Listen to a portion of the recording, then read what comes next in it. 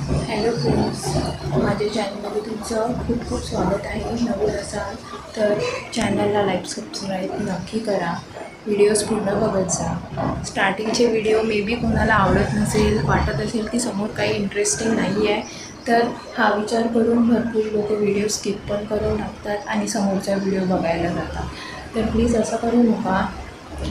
होऊ शकतं की समोर माझ्या व्हिडिओमध्ये आणखी दुसऱ्या कोणाच्या व्हिडिओमध्ये तुमच्या आवश्यकतेच्या गोष्टी असेल तर पूर्ण व्हिडिओ बघत जा.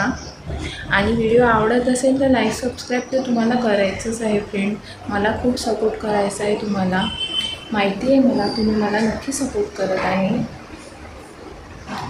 तर चला तर आजच्या टॉपिककडे वळूया आणि तुमच्यासोबत माझा आजचा टॉपिक मी शेअर करते. टॉपिक म्हणजे माझं होतं की गुलाबाची कटिंग.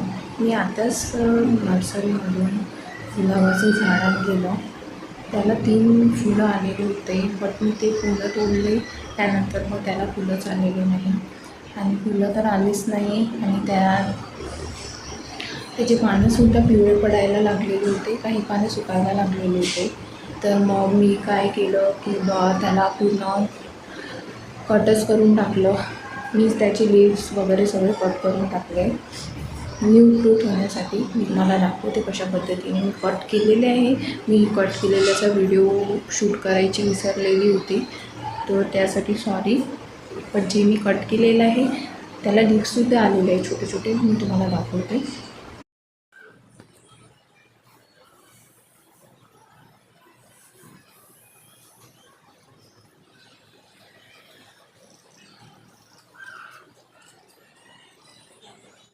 तर तुम्ही माझं गुलाबाचं कटिंग फ्लावर बघितलेलं आहे. त्याला छोटे छोटे लीव्ससुद्धा आलेले आहे, पानं ग्रो सुरू आहे. मी हे स्प्रे करते की त्या समोरमध्ये ते छान पद्धतीने अशा पद्धतीने ग्रो करावं आणि मरावं नाही. बस मी त्याला फर्टिलाइजसुद्धा करत आहे आणि पाणीसुद्धा देत आहे. 2 टाईम आपल्याला स्प्रे करायचं आहे आणि स्प्रे करूनही आपल्याला त्याच्या मातीमध्ये सुद्धा पाणी द्यायचं आहे. पण इतकं पण पाणी द्यायचं नाही आहे की खाली फंगस लागून जावं. तर त्याला हवं तेवढं पाणी द्यायचं आहे आपल्याला झाडाला.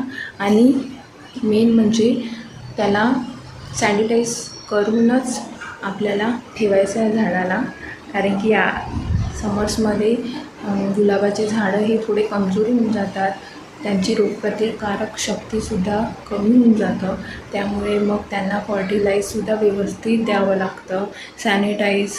मी सॅनिटाईज करण्यासाठी तर माझं टर्मरिक घरचं जे यूज असते तेच यूज करते. आणि आणखी एक जे मी फर्टिलाइज यूज करते ते पण माझं घरचंच असते, मी तुमच्यासोबत शेअर करते. हे बघू शकता तुम्ही, हे फर्टिलाइज आहे, हे बघू शकता. हे बनाना लीव्स आहे, याला फेकायचं नसतं, खूप उपयोगाची वस्तू आहे. काही लोक फेकून देतात, बट मी फेकत नाही. बटाट्याची जे वरची स्किन असते ते सुद्धा फेकायची नसते. जर आपल्याला माहिती असेल तर ते वस्तू न फेकता त्याचा उपयोग आपण करू शकतो. तर अशा पद्धतीने मी फर्टिलाइज बनवण्यासाठी उपयोग करत असते आणि मी आज सकाळीच फर्टिलाइज केलेलं आहे, त्यामुळे मी आता शेअर नाही करत. मला तुमच्यासोबत आणखी एक शेअर करायचं आहे, जे मी फर्स्ट माझ्या लॉंग व्हिडिओमध्ये शेअर केलेलं होतं. लोटसचे सीड, जे मी म्हटलं होतं की जेव्हा त्याची ग्रो सुरू होणार मी तुमच्यासोबत नक्की शेअर करेल. तर तुम्ही इथे बघा, माझ्या लोटसच्या सीडला छान छोटे छोटे बघू शकता, इथे बघू शकता. हे पूर्ण 20 दिवसाची ग्रोथ आहे माझी. मी खूप वेट केलेलं आहे या सीडला केव्हा ग्रो येणार. या आधीचे सीड तर मी फेकून दिलेले, तुम्ही बघू शकता. 1-2 सीड आणि बाकी सीडला अजून कुठलेच ग्रो झालेले नाही आहे, पण मी वेट करत आहे की याची पण ग्रो व्हावी. किती छान. आणि जेव्हा याची छान ग्रो होणार, याची छान लीव्स येणार, ते पण मी तुमच्यासोबत नक्की शेअर करेल. तर फ्रेंड्स, आजच्या व्हिडिओमध्ये बस इतकंच होतं. मला तुमच्यासोबतही शेअर करायचं होतं की मी माझ्या गुलाबाच्या झाडाची कटिंग केलेली आहे. आता समर्समध्ये मी याला आणखी छान कसं ग्रो करू, प्लीज मला गाईड करा.